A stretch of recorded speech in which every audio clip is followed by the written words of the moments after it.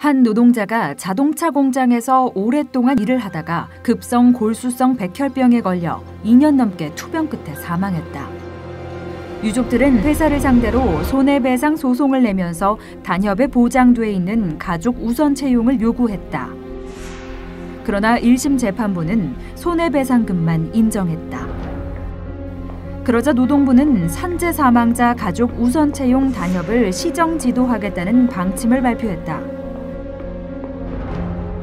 일순간에 가장을 잃고 생계가 막막한 가족들을 위한 최소한의 보호 장치도 없애버리겠다는 것이다. 노동계약으로 대표되는 박근혜 정권 3년. 우리의 삶이 바닥을 향해 추락하고 있다.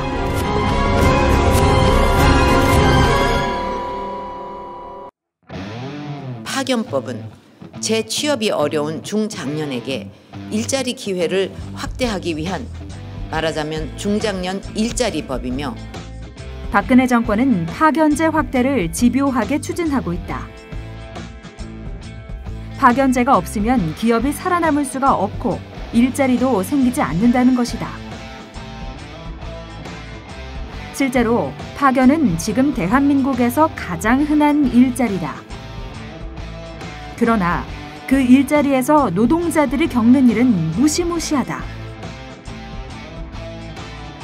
위험한 일은 대부분 하청 노동자가 한다. 당연히 사고가 나면 대부분 하청 노동자다. 그러나 산재 처리를 보면 하청 노동자가 훨씬 적다. 하청 산재의 대부분이 은폐되기 때문이다. 훨씬 많다. 제가 볼 때는 10배, 최소 10배 이상은 될 거다. 부서장이 심지어 업체장 총무들을 불러서 자체적으로 해결해라 라고 이렇게 강요를 해요. 삼성전자 핸드폰을 만드는 3차 하청업체의 3곳의 20대 노동자 5명이 메탄올에 급성 중독돼 눈이 실명하고 뇌신경이 손상됐다. 이들은 모두 파견이 금지된 제조업 직접 생산 공정에서 일하던 불법 파견 노동자였다. 하청 사장은 원청의 납품 단가 후려치기 때문에 비싼 에탄올 대신 싼 메탄올을 썼다. 노동부는 하청업체들이 위험한 메탄올을 쓰는지도 몰랐고 불법 파견 감독을 한 적도 없었다. 파견 노동자는 구조적으로 사회의 어떤 법적 보호도 받지 못하기 때문에 생긴 일이다. 파견 노동자를 둘러싼 어떠한 노동법이나 사회보장제도나 아무것도 없어요, 진짜. 그냥 정말 유령 같은 존재. 사회보장제도와 사회 시스템이 전혀 작동하지 않는 공간에 살아가는 사람들.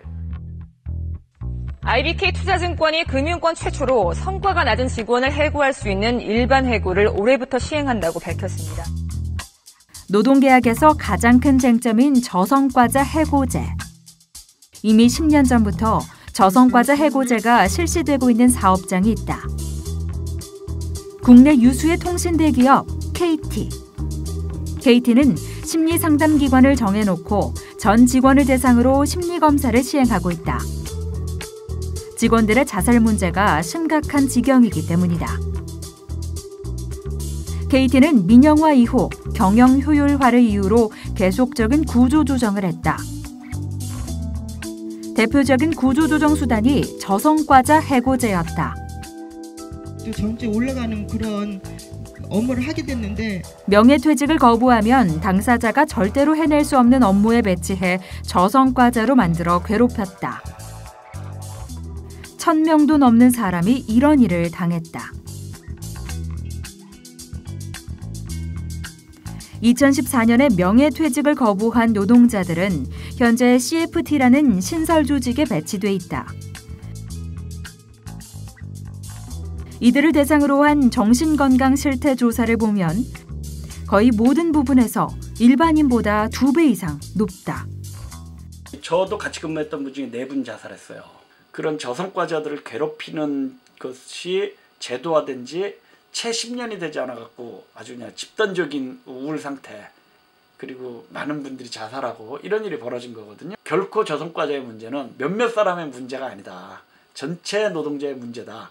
그리고 우리 사회에서 저성과자 해고제가 도입된다라는 건 몇몇 사람들이 괴롭힘을 당하는 게 아니라 전체적으로 뭐 노동자들한테 아주 치명타가 될 것이다. 지금도 우리나라가 뭐 OECD에서 압도적 자살률 1위인데 저는 뭐 이 제도 도입되고 나면 훨씬 더 심각해질 것이다. 지옥이 되는 거죠, 정말.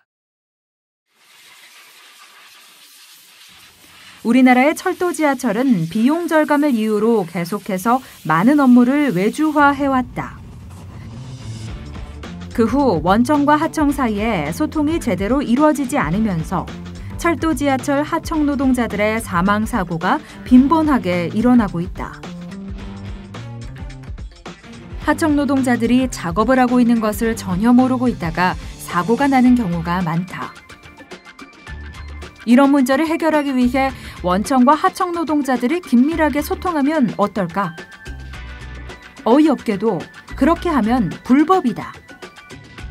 예를 들어 지하철 정비를 맡고 있는 원청과 하청 노동자들이 제대로 소통할 경우 원청의 직접 지시 감독을 받으며 하청 노동자가 일하는 것이 되어 불법 파견이 된다.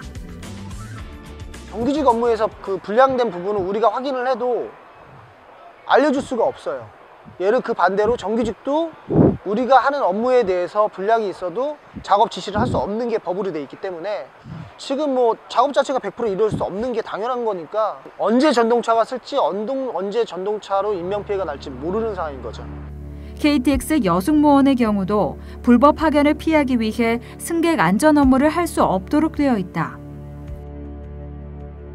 철도 지하철 안전 업무 외주화의 결과 노동자의 안전도 시민 안전도 위태위태하다.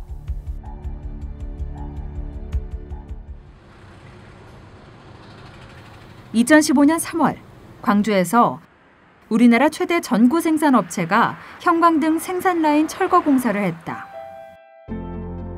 그런데 이 철거 공사에 참여한 하청 노동자 21명이 집단으로 수은에 급성 중독됐다. 남영전구가 하청업체에 수은에 대해 전혀 알려주지 않았고 아무것도 몰랐던 노동자들은 설비와 배관에 남아있던 대량의 수은에 그대로 노출됐다. 저희 직원 중에 한 명 같은 경우는 일을 하다가 쓰러졌어요. 그게 좀 의아해서 물어봤죠. 그 남영전구 측에다. 이러는데 왜 그러냐니까는 먼지 먹고 일하니까 그럴 수 있다. 그렇게만 알았죠. 몇 달이 지난 후에 노동자 중 한 명이 대학병원에 갔을 때야 비로소 수은 중독이라는 것을 알게 됐다. 노동자들은 지금 이 순간에도 수은 중독으로 인한 고통을 겪고 있다. 원청사가 위험한 작업을 시켰다는 거예요. 근데 그 위험한 작업에 대해서 안전조치 그리고 그 위험할 수 있다는 것에 대한 고지 의무를 지키지 않은 상태에서 일하시는 사람들을 위험에 몰아넣었다는 게 가장 핵심이거든요. 노동자들의 집단 수은 중독 사실이 알려지자 공장 주변 지역이 수은에 오염됐을까 봐 광주가 발칵 뒤집혔다. 당국은 잔류 수은과 수은에 오염된 토양을 수거했고 주변 지하수와 토양 오염 조사 결과 이상 없다고 발표했다. 그러나 이상 없다고 발표한 지 4개월 만에 트럭 20대 분량의 토양이 수은에 오염된 사실이 추가로 발견됐다. 근데 얘가 지금 이렇게 다 토양 오염이 돼 있는 거예요. 이렇게 전부 다 이렇게. 이 바로 얘가 이제 호남산이라는 실은 빵 공장이 있다는 거죠.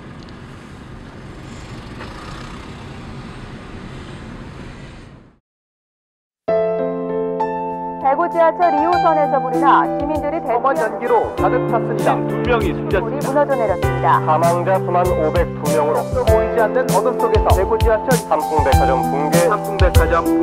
아들을 먼저 보낸 어머니는 아들 생각에 언제까지 이런 악몽이 되풀이되어야 하는 걸까요? 천국을 꿈꾸며 쌓아올린 이 도시, 무너진 건물 과답을 타버린 지하철. 신께 묻네 그대 정녕 이걸 원했냐고. 울부짖던 그때 그댄 어디 있었냐고.